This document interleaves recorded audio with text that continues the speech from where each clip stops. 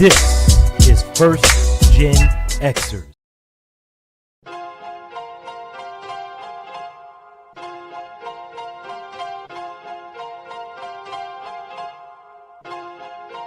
Poetic beat, poetic beat, poetic beat.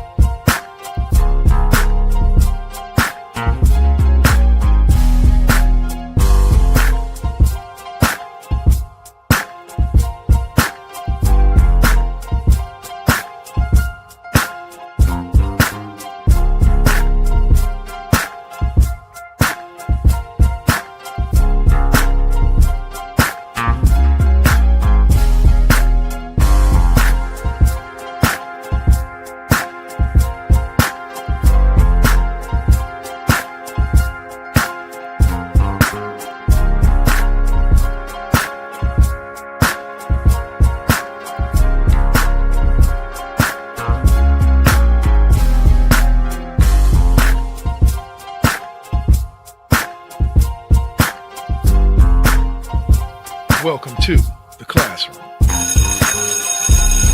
Class is officially in session.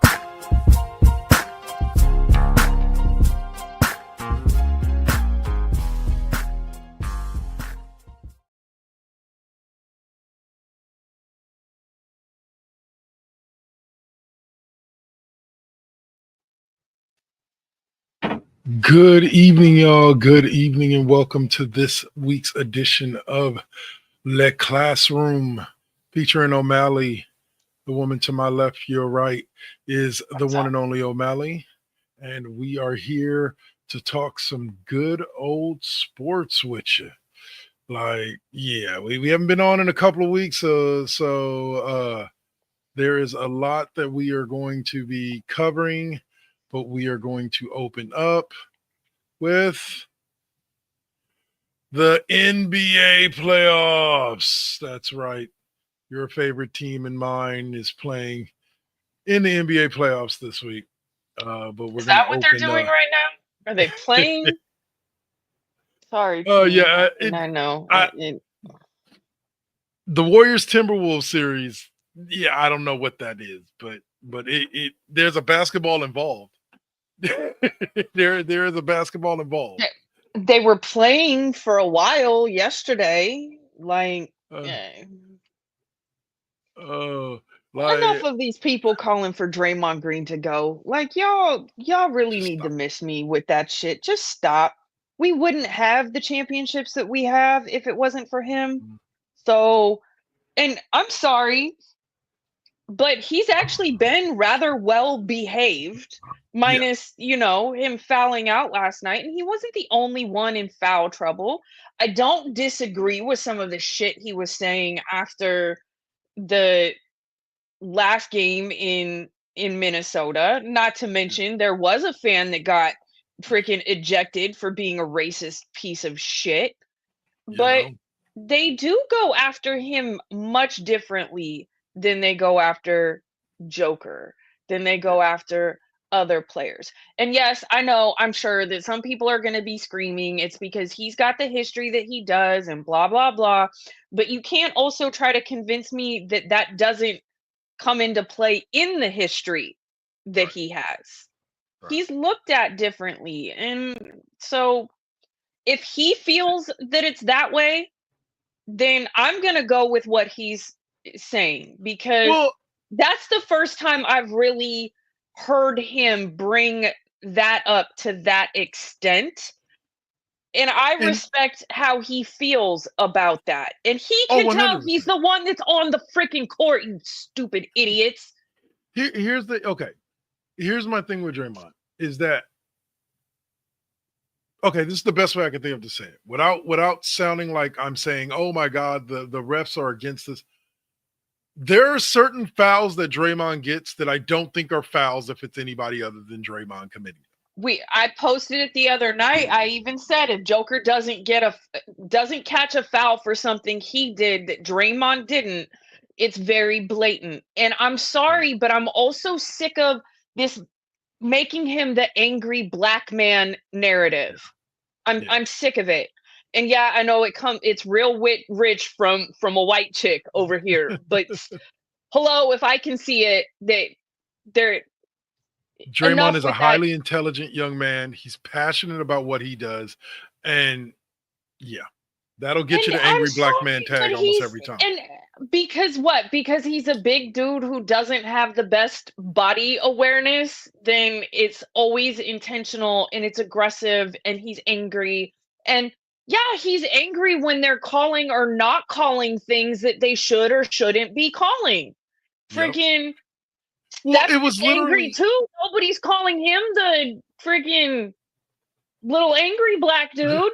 Like, when he got pissed on that sixth foul, my problem with it is that the play before that, there was a similar play that had happened on Minnesota's end when I forget who was driving to the hoop. It may have been Draymond, and it was an obvious foul and it was a no call. But then we came back the opposite way, and Draymond does the exact same thing, and he fouls out, and it was just like it's not okay. We saw it happen constantly in Houston, where he would get called for things, and they would do the same thing, and they're not getting called for it. Like enough of it. And I know that some of that.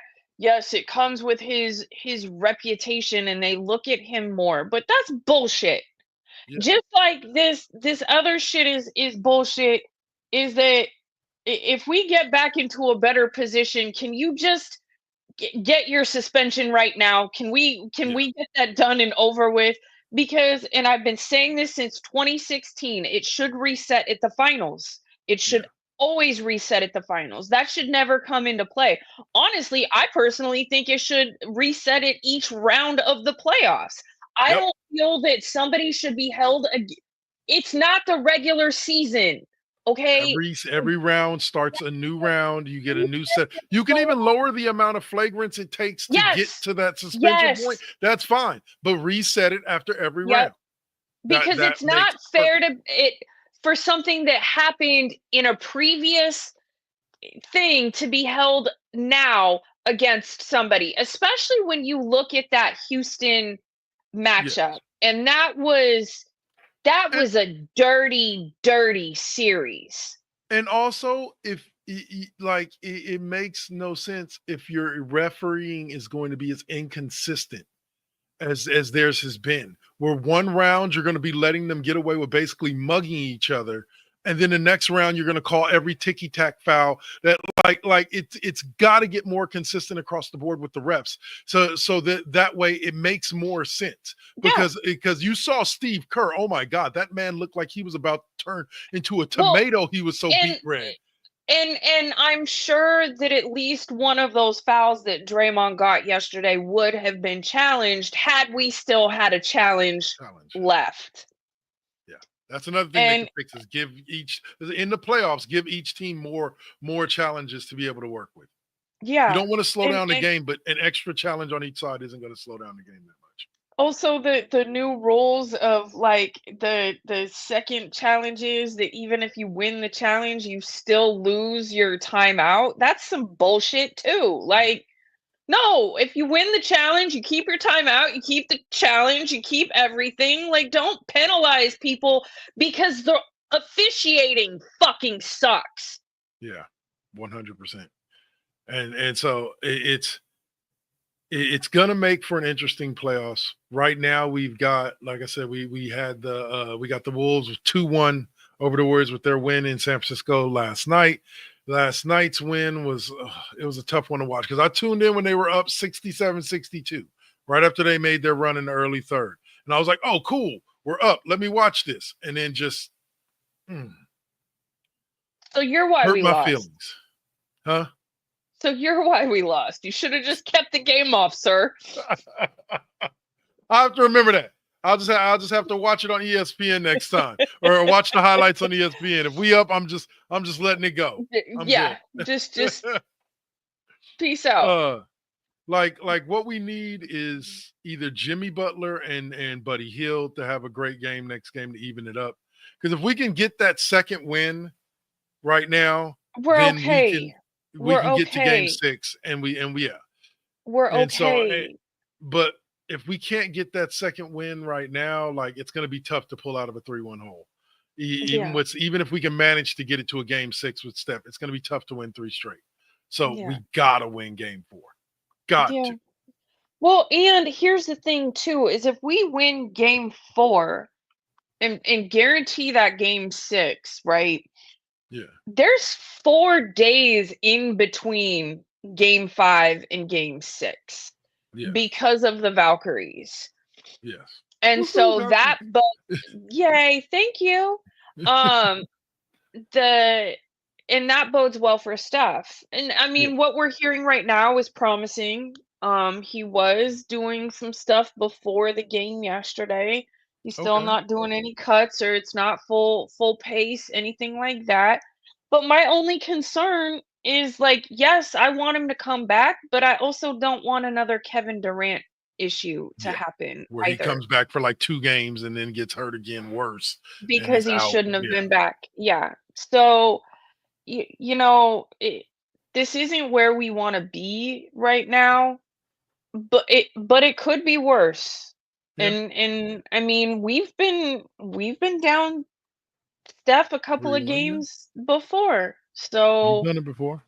So. You know, and I watched it with my mom last night. We were talking about Ant, and I'm like, I love that kid. Not when he's playing against us, but I really do I love his that energy. kid, right? I love his energy. Just not when he's playing against us.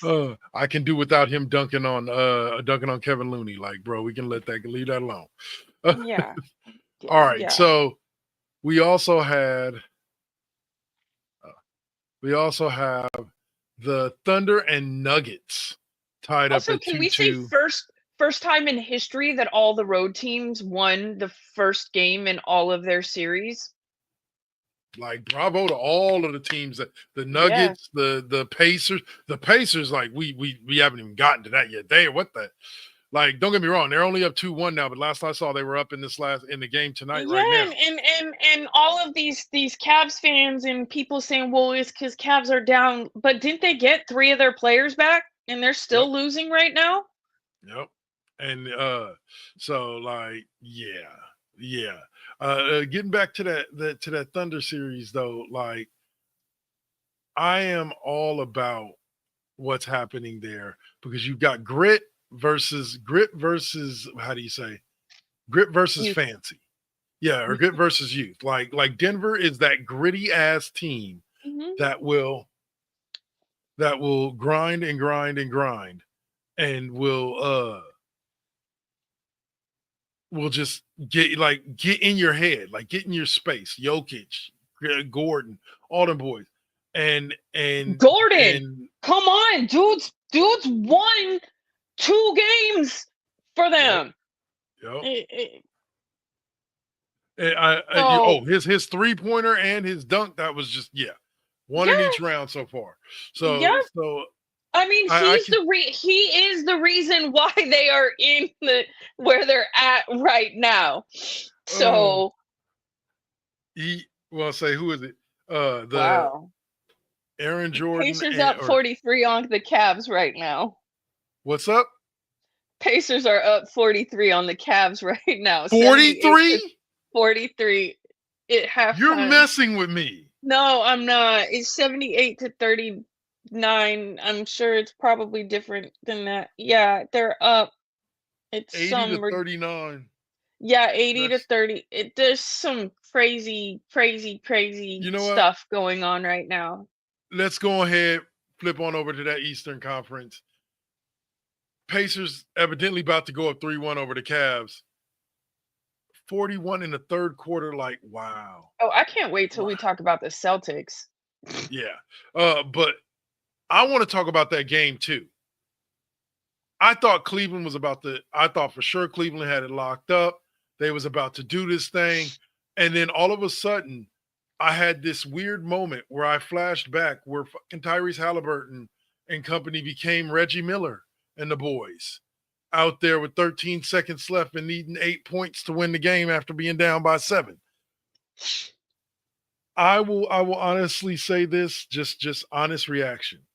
When Halliburton grabbed that rebound, or they grabbed that rebound for Halliburton and tossed it back out to him for the after his missed free throw.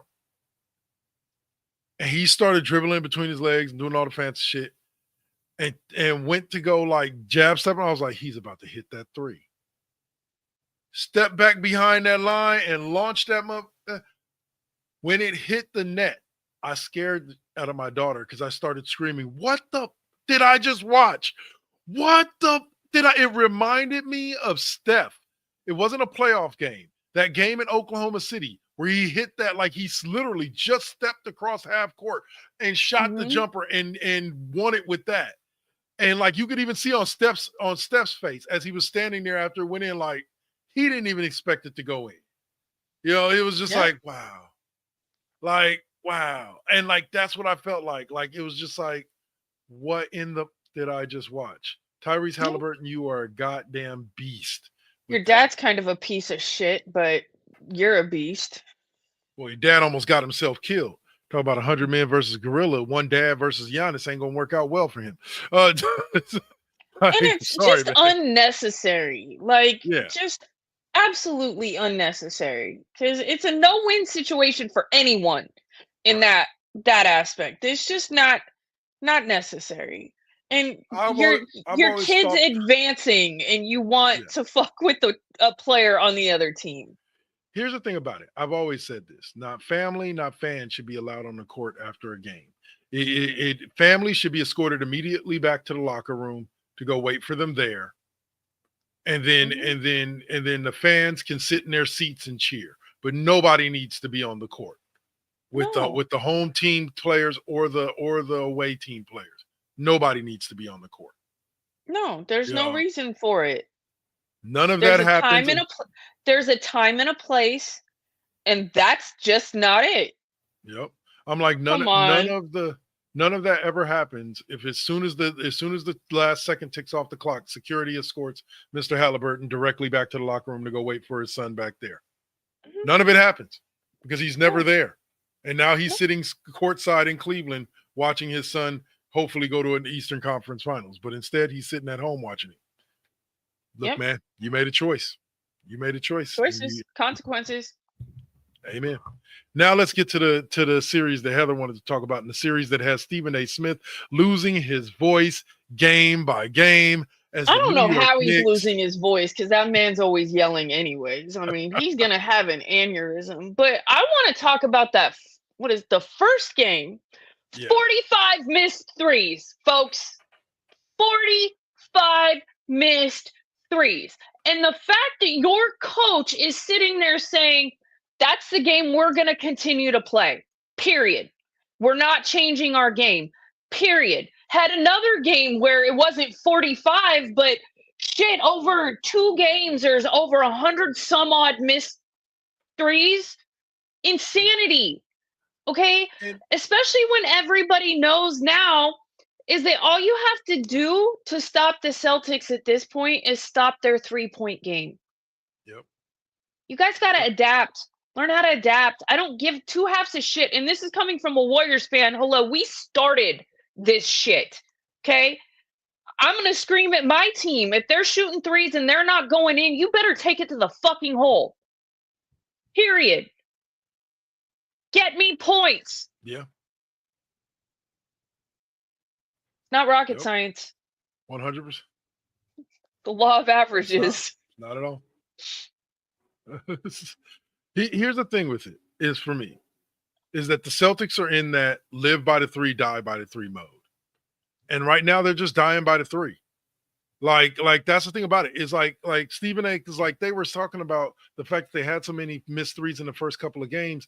And then I think it was Stephen A. He goes, look, the bottom line is damn, like, okay, you living by the 3, you dying by the 3, but right now you dying by the 3, and you got 2 dudes in Jaylen Brown and Jason Tatum that can slash, that can cut to the hole, that can actually generate points in other ways other than 3-pointers.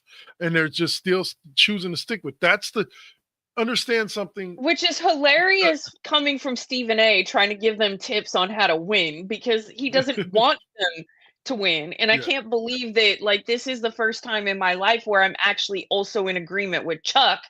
I can't, like, because he had it on point too. Like, 19 of 21 shots were threes. Like, that's not gonna win you a championship. Well, no, it's not. There's rare groups of players in which that would win you a championship, but unfortunately, this group of Celtics players is not that group of players. You've got a big body like Kristaps Porzingis, a 7'2", 7 foot.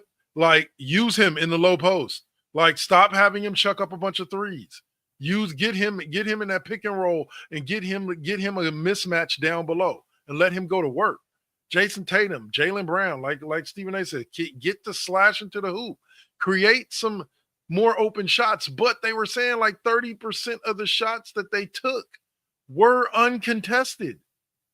Of the like almost 100-something shots that they missed, 30 of them were uncontested. Why do they need to contest them if they're not going in? Go ahead, shoot, because y'all ain't making the shots, and you're not adapting your game. That is not how you win. And their coach for this to be the hill that he is going to die on, sir, you are going to die on this hill, okay? Because you adapt or you go home. Yep. Same thing with the Cavaliers. Evidently, whatever your friggin' game plan is not working against the Pacers. It's time to adjust your game plan, or, well, if tonight's any indication, you one game away from going home. Yeah. You one game away, and we looks and they're like not playing like it. It doesn't look like it. And what year is it again? If we end up with a Knicks Pacers Eastern Conference Finals, what year is this? 1978. I don't know. Like, I mean, this is some weird shit.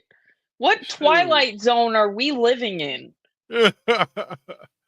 But I can definitely say, with an exception for a couple of games, the 40-point blowout by Oklahoma City over Denver, and then this game tonight with the Pacers and the Cavs, for the most part, this round of the playoffs has been pretty goddamn good. Because even though in 3 out of the 4 series, everyone except for the Golden State series, the away team won. Oh, no, sorry. The Western Conference, the away team won the first game and lost the second game. In the Eastern Conference, the away team won both of the first 2 games of the series in both of those series. So it's been competitive. Like I said, sans those 2 games, the Denver the Thunder, like almost 50-point win over Denver, and what looks like might be almost a 50-point win. 39. Wait, hold, that just registered with me. Y'all only got 39 points by the third quarter. Okay, see, that's a little bit more than just good defense. Like, there's something else going on there. Like, how do you have 39 points in the first half? Did somebody get them food poisoning? Like, what's going on? Weren't the Cavs like the number 2 or 3 or the number 1 scoring team in the league this year? I think that was actually the Celtics. Okay. But they were still the number 1 team in the East. Like, they're not playing like the number 1 team in the East. And I don't don't talk to me about the players being out, because yes, I get that. I do.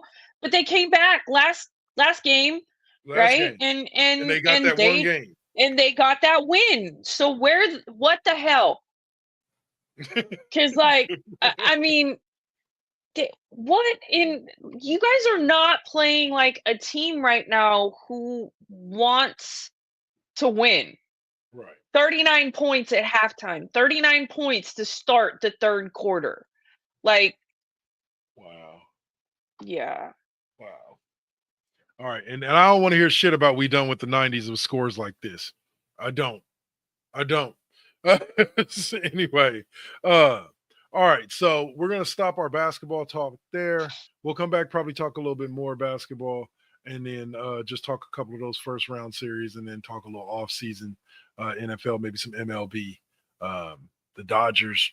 Hey, San Francisco and the Dodgers going at it for that NL West crown. And who the hell told the Oakland A's that they could be good? Like, they're like 3-4 games over 500. Don't buy the hype. No, don't get your hopes up. And they lost to the Yankees today anyway, so. That Yankee series was interesting because, like, the Yankees blew them out like 11-2 in the first game. Then the Yankees lost like 11-6 in the second game, and then they just won 12-2 today. Guess the Yankees having one of them years again, huh? Where some weeks they world kill. Some games are world killers. The next game yeah. So I mean, all right. and I mean the A's may be over 500 right now, but they're still third in the West. So yeah. Very true. It is what it is. All right. Let's see. All right. We're going to go on a quick commercial break. We'll be back a little over 10 minutes. And we'll be chatting baseball and maybe, like I said, maybe some more basketball. And there is one NFL note. So we'll catch y'all on the flip side. This is The Classroom featuring OMalley, brought to you by First GenXers Presents and the First GenXers Broadcast Network. Peace. Let's see.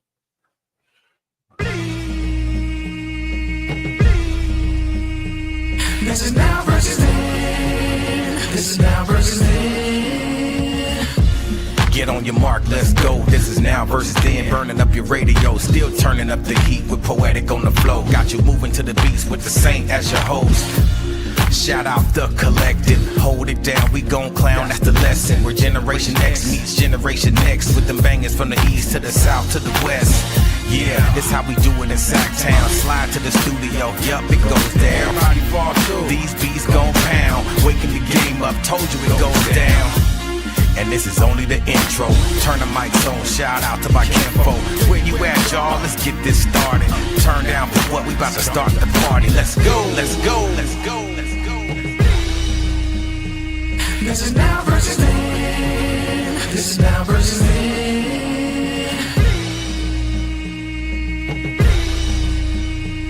This is now versus then. This is now versus then.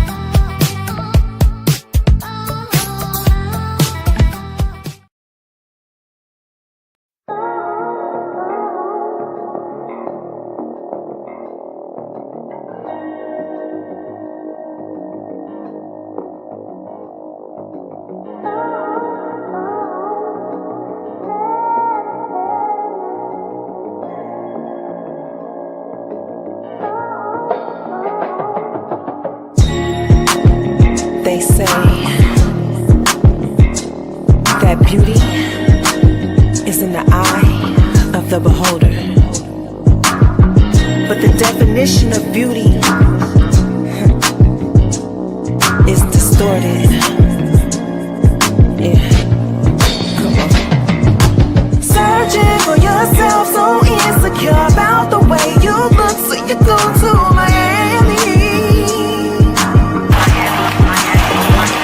Can't find the love within yourself.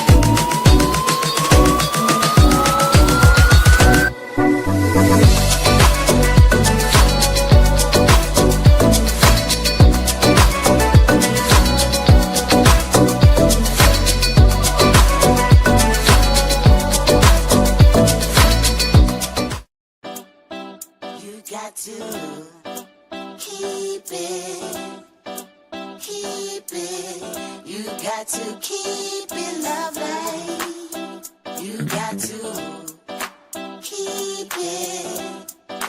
Keep it.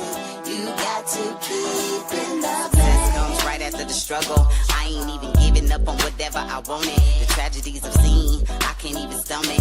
Most of y'all weak as shit and would've started running. Every time I make it back to the crib, I'm thankful the Most High let me see all of it. Grateful I'm lovely, and I've been real with this. Please don't judge me. I'ma stay on my shit. I'ma keep a grind mode button, push it, make it do something. No balls for me, cause I'm a loose cannon. I get to choose, camera, switch it up, look up a new banner. Keep smoking on that banner.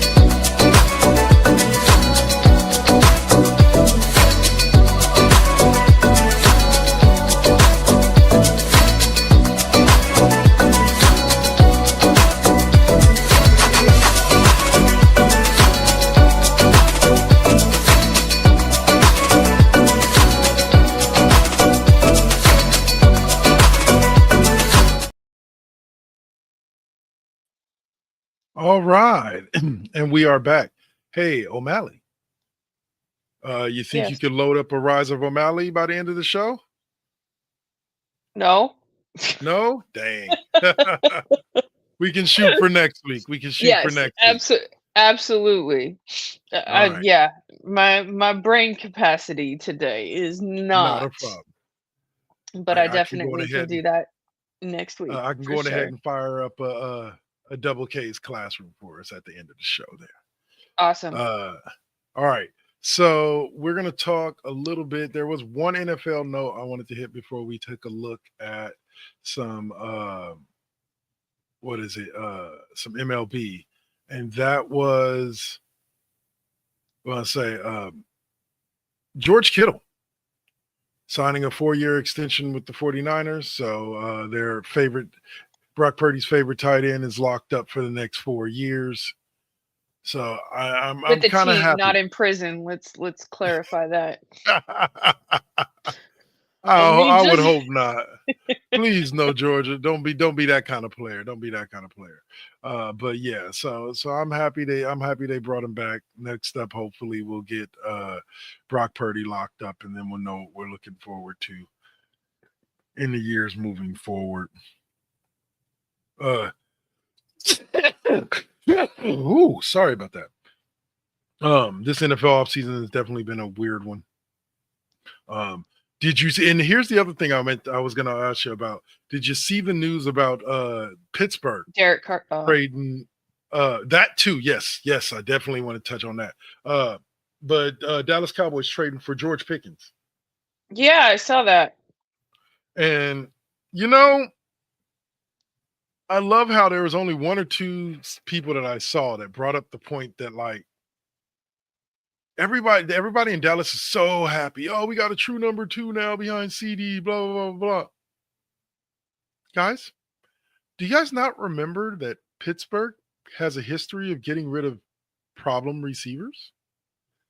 You're not exactly getting a squeaky clean guy here. Like, he's had a couple of run-ins with the coach and some other stuff They're over in not Pittsburgh. getting rid of him because everything was sunshine and rainbows, folks. Also, we've got a true number 2. You still ain't got a fucking quarterback.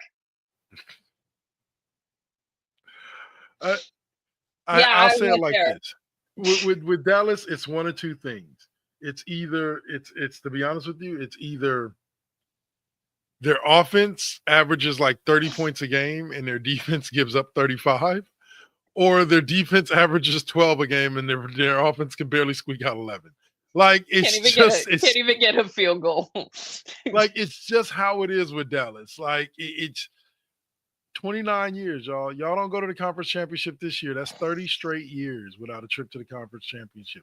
We're not even talking about Super Bowl. We haven't even gotten to the Super Bowl level yet. We're just talking conference championships here. One more year and it'll be 30 years. The Raiders have been since then. Yeah. So, the Raiders have been to a Super Bowl since again, we're not talking about a Super Bowl because we still lost that one. Not we. Yeah, true. Same thing with the Niners. Lost that one. Yeah. So, but still, like, there's levels to this. I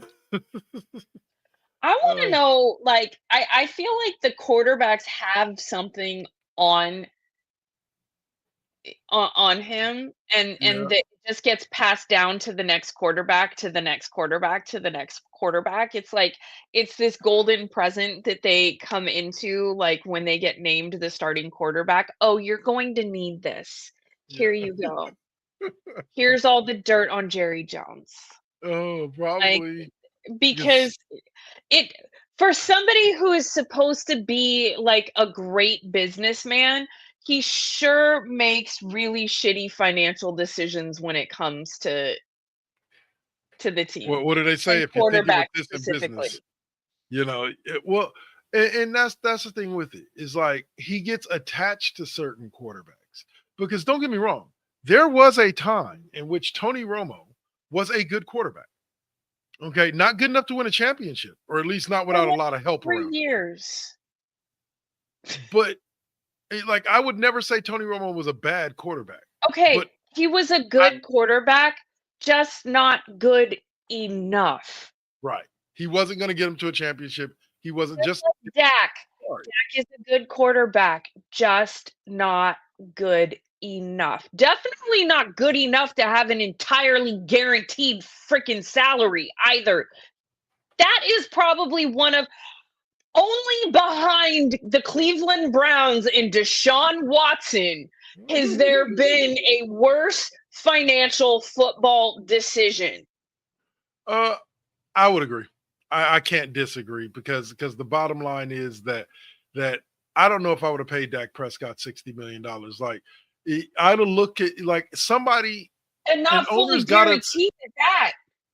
Like, an owner's got to be able to sit you down, look you dead in the eye, and say, look, I get it. 12-win seasons, 4,000 yard, leading the MVP consideration. I don't care if you went 11-6. If you got us to the playoffs and got us to a Super Bowl. Like, I don't care if you threw for 2,000 yards for the entire season. As long as during the playoffs you led us to a Super Bowl. But you've never even been to a conference championship. And guess what? And here's the thing about it. You've never even been to a conference championship, and you replaced a guy because that guy had never been to a conference championship. Like, think about that. There's a theme here, folks. There is a clear theme here. Like, there have been 2 generations of Dallas Cowboy quarterbacks. Troy Aikman was the last Dallas Cowboys quarterback to reach a conference championship. Troy Aikman. Yeah. Mm-hmm. Mm-hmm. Now, see, I'm going to say this. I'm going to say this with all my chest here. Because I know Dallas fans like to say, well, the Niners ain't won a Super Bowl. Like, Dallas has won a Super Bowl. But they've been. I hate the Niners. I'm going to sit here and be like, but they've been. I'm going to be like, look, it's as simple as this, man. Like, there's entire generations that have been born grown up and had children of their own since the last time y'all were in a conference championship game. Entire generations have been born. Entire who've new people. only been Y'all are able to see like old footage of their team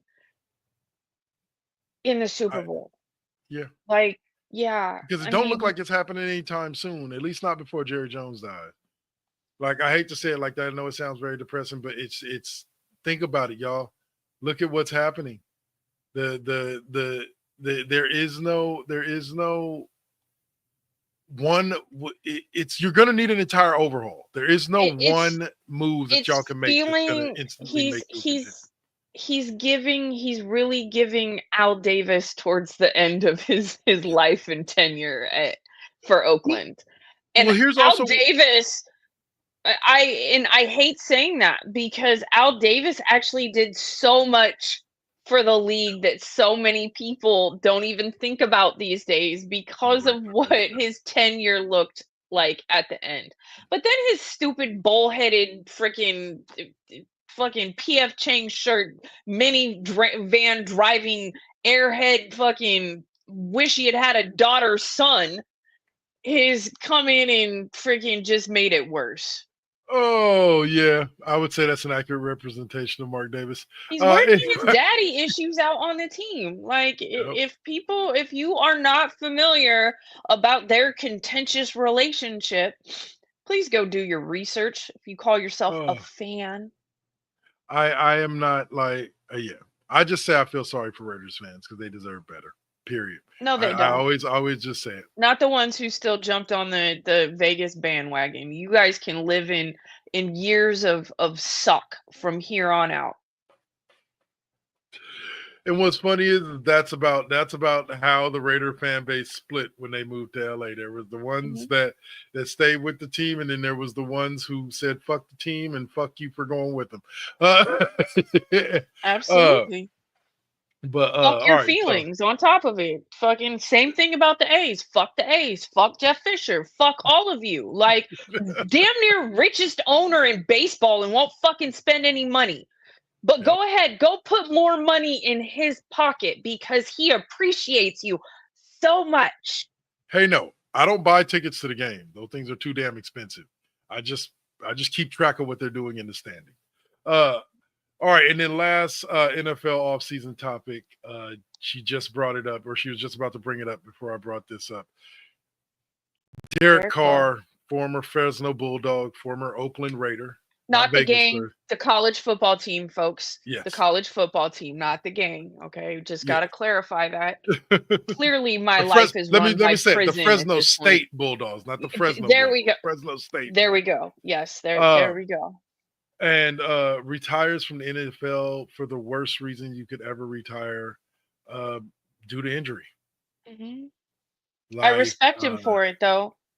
I respect him in rather than, waste the time, his health, all of that. Mm-hmm. Like I there's a lot of players who should have taken note of this and should have gone this route that didn't. And so I mad respect for him for it. Honestly, he hasn't been the same since he broke his ankle and then hurt his back. But I've always had Carr brothers. Both but he was talented. He was still better than his brother, I think. Oh yeah. He did better. And so part of it was I hate to say this, I didn't mean to cut you off, sorry. But I hate to say it like this. He ended up with? Yeah. The Houston, sure. I think if David Carr goes to a decent squad, a halfway decent team with a halfway decent offensive line, I'm not saying he's going to be a Hall of Famer. I don't know. He was still David Carr at the end of the day. But I think that he might have had I'll say it like this: he might have had a career closer to his brothers had he went to a decent team. He would have had a career better than where he was. Yeah. Yes. Yeah. Absolutely. But Derek went to the Raiders, and I'm still mad at the Raiders for letting go of Jack Del Rio. Like, I ain't never forgave him for that. As a former Hayward High farmer. Right. I'm still fucking pissed at them for rehiring Chucky. So and who then got rid of Mac, and another big FU to the fans right before moving. And then what happens? Yes, he originally went to Chicago, but then you end up having to play him twice a fucking year because he ends up at the Chargers. Way to fucking go, Gruden. Piece of shit. At least the Chargers had Joey Bosa go out of the division to the Bills. I mean, that makes sense. No, it would have made sense for him to come to San Francisco on a budget deal. Damn it, come play with your brother. No, I'm messing. Okay, I'm messing with you. Go get your money, dog. Go get your money. Absolutely. Mama didn't get what she wanted, but it is what it is. Shoot, I like that kid Malik Williams they got, and there's always next year because he did only sign a 1-year deal with the Bills, so there's always next year to speculate. If he doesn't just retire after next year, we'll see. Jadeveon Clowney got released. Yeah, and I thought about I thought about if it would be a good thing if the Niners picked him up and just kind of came to the conclusion that nah, I think it's not that his prime is behind him. I just don't think he could be what they need him to be. What they would need him to be.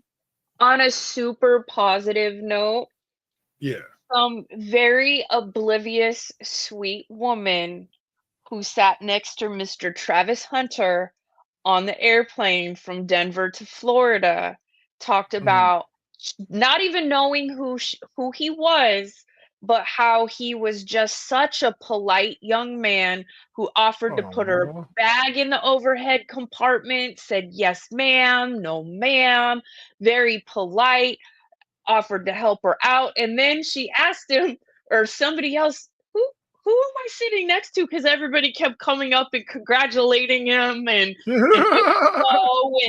and he said, I'm Travis Hunter. I just was drafted by the Jacksonville Jaguars. She saw his Jaguars pants and she said, are you an athlete? And so she said after that, she's a new Jaguars fan and she wants her son to get her a Travis Hunter Jaguars jersey. That is, see, I love that. That is what we know that those are the stories that I like. We know I like the feel good, act like an amazing human being when nobody is watching kind of thing. And she took a selfie with him and he's just got this big cheese ball grin on his face. And that kid is, I mean, he's going home too. I mean, he's originally from Florida. So like just a feel good story all the way around. I was gonna say he wore those Jacksonville pants to his graduation. To his graduation from his college, like I forget which college from Colorado. Duh. Yeah, when he went to go walk the stage, he wore his Jaguar pants. So, man, I wish nothing but the best for that kid. And I hope he has a down to earth kid. Like, and I'm sorry, but that's a kid who has every right to not be a down to earth kid, and humble, just a humble, sweet, mannered kid who just wanted to help somebody sit next to him. Nothing out of it for him, just being who his mom and dad raised him to be. I'm not saying anything about this young man directly, and I'm not talking about Travis Hunter, but I'm not saying about the man I'm about to mention directly because I do not know him.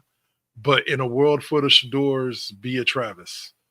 Yeah, I'm sorry, and I'm not saying Shador wouldn't have done the same thing, but we're I'm not just saying. Either, but there's a level of humble and humility that it's not even the humble, it's the humility. Right? Is that you don't know everything. And I'm not saying it really is not. I'm not speaking against Shador. I'm not. But when you are the little fish in the big pond, when you're the low rung on the totem pole, yet you've got the legendary going, like it's gonna ruffle some feathers. You're gonna be a target, even if you have that red jersey on. You are going to be a target in practice because they're going to have fun putting you in your place. Because you may have earned legendary and then have it taken away. It was taken away. I'm under the they unretired the jersey because they did not retire it the way that it was supposed to.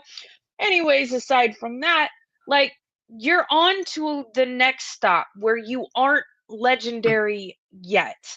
I'm all for being very confident in yourself, but Yep. there is a difference, and people take note of that. Coaches take note of that. Players take note of that. So I do wish him the best. I've already said I think falling and ending up where he did could be the best thing that ever happened to him. We'll see. This is his opportunity to give some middle fingers to the rest of the world. This is his time to shine. And Yeah. it's going to be a tough one cuz that is a packed quarterback room. Although it may get a little less packed because it sounds like they may be trading a quarterback to New Orleans. But Okay. With the retirement of Derek Carr, yeah. Yep. I hope it's not Deshaun Watson. Please don't trade him there. He doesn't deserve that. All right. So we will touch on this when it comes to Major League Baseball before we wrap this up because we're getting close to our time. Dodgers are sitting, 3 games ahead of the Giants. I haven't seen this kind of a run between those teams for a few years because recently the Giants have been down in the lower part of the not the Dodgers, but the Giants have been down in the lower part of the funny story NFC West. about Yes. this. Funny story. My dude is a huge Dodgers fan. I've already talked about that. My best friend is a huge Giants fan. Okay. He asked me to relay a message to her at the beginning of the season. Okay. And that was tell her that I really need her team to do a lot better this season. Because the Dodgers Giants rivalry is my favorite, and it is no fun when the Giants suck. Trust me, I know the feeling. I love my best friend because her response was, "Same, sir. Same." And well, right now, unfortunately, right now, Dodgers they still have to go through the Padres to get to the Dodgers. But yes, it's been a phenomenal. The West in the National League right now is where it's at. They could see teams get in. They could very well see 3 teams get in. Yep. Well, I'll say the Dodgers. I say the Dodgers have literally spent enough money to buy themselves 100 wins a year for like the next decade. I hate to say except for injury. Hold on though, because in some of the last few games, we've actually had 2 of our main players in Teo and Tommy Edman who were on the injured list. Yeah. But we did not spend as much as the Mets spent. Yeah, okay? but the Mets are jinxed. The Mets are like the Dallas Cowboys of baseball. Like the Mets are jinxed. Like the Mets could go out and spend $800 million on salary and sign every best player. They would still somehow finish 3rd in the AL East and miss the playoffs. And some of these teams get mad at your ownership for not spending the money because that's that's where it is. That's where it is. We're kind of done with the Moneyball thing.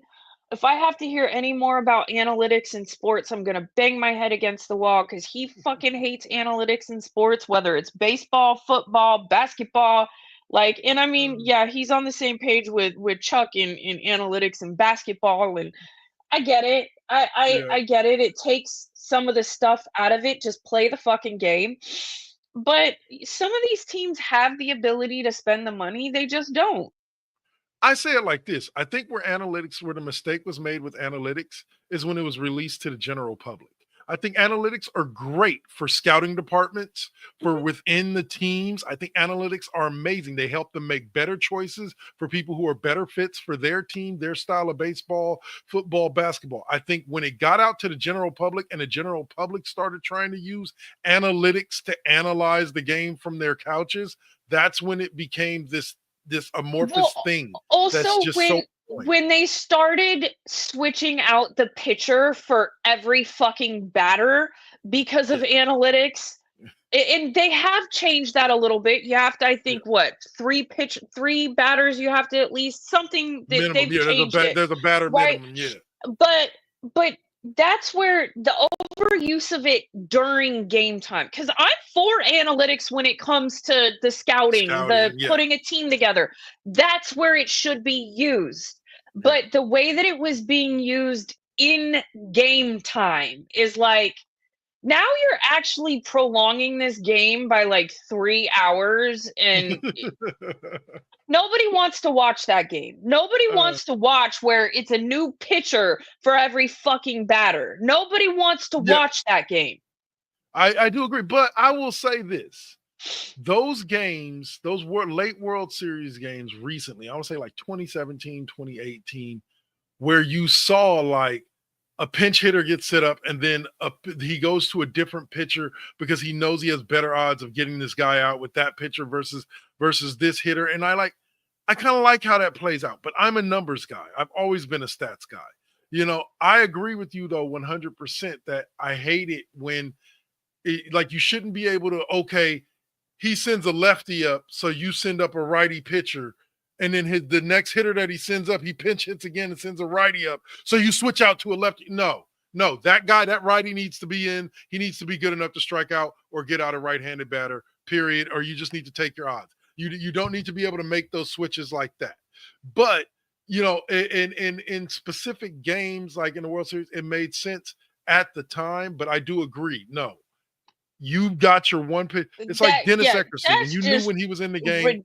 Ridiculousness when it got to that point. That's and I mean they made some moves to fix that a little bit, but so all right. So OMalley, no, this won't be the last time. We're gonna stick around. I'm gonna have you in the backstage second for just a second because we're gonna bring back something that we have not done in a very, very long time. Unfortunately, you won't be able to hear me because of the way the studio is set up, but I'm going to do my rant. I'm going to do my thing. Double K's Classroom, that opinion segment, making its way back right after the intro. So you guys stick around, and then we'll close out with OMalley, and she can give us our classic close. And you know what that'll be. Oh yeah, and we'll talk to y'all in a few. All right. There you go.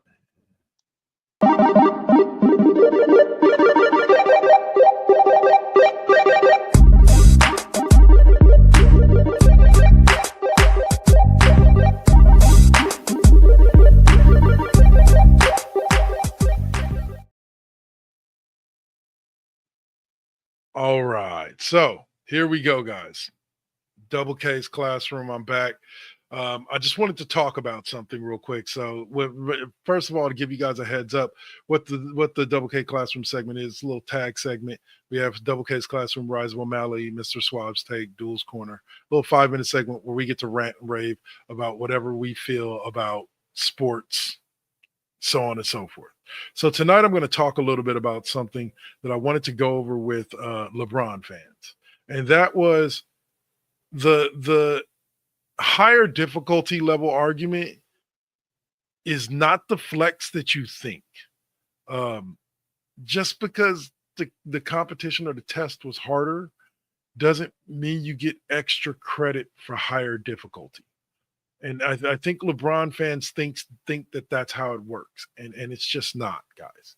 It's not how it works. Like okay, so LeBron faced guys that were more athletic than what Jordan faced. Like, so what? Like, I get it. Like, I get it. To you, that's important because it means that it explains why LeBron has as many failures on his record as he does.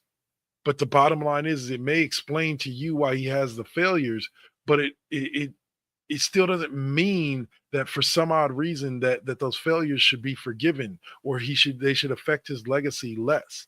Like, he still failed. Like, he's more athletic than a lot of the players were back in Jordan days. So therefore, the other players in the league being more athletic shouldn't make it more difficult for him at all. He's called an athletic freak. The guy's 6'9", like 280 something of pure muscle. And so the fact that other guys are almost as good at basketball as he is doesn't mean that. No, and that's another thing I'll get into real quick about. You can't say that LeBron's the best by far, the best player in the world. None of these players ever come close to him, but then complain, oh my God, the other team had so much talent.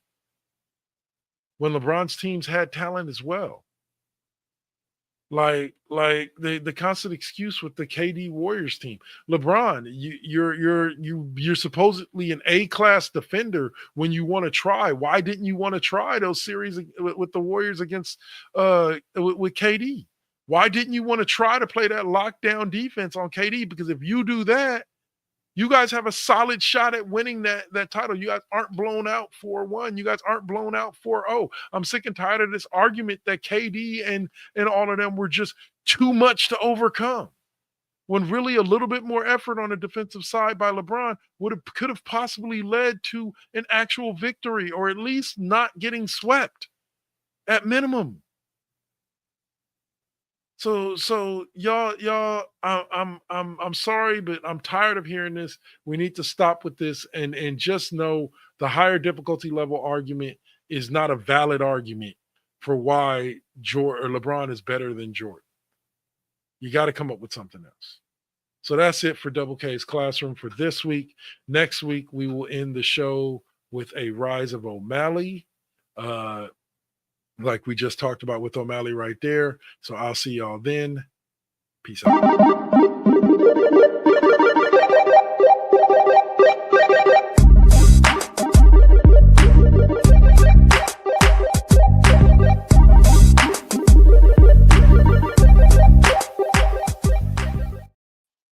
All right, now we're back for the close. All right, y'all. So what's up? I mean, it feels appropriate after your segment that my clothes be. Oh, were you able to hear everything? Yeah, I heard it. You were on the screen, so yes, Okay. absolutely. And it would not be me if I did not end it, and especially basketball season. We know I end football and baseball season with fuck LeBron. So we're basketball season. LeBron is in Cancun somewhere, or Mexico, Disneyland. I don't know where he's at. I just know that he's not playing basketball right now. Right. So Yes. with that said, fuck LeBron. Fuck LeBron. And that'll close us for this week, y'all. We'll see y'all next week. You can catch me next on Tuesday playing some NCAA football or some Madden. And you can catch Rune Scryer tonight on the night shift at midnight. So be sure to check back in. It's been great as usual, Miss OMalley. Thank you guys for joining us, and we will see you next week. Peace.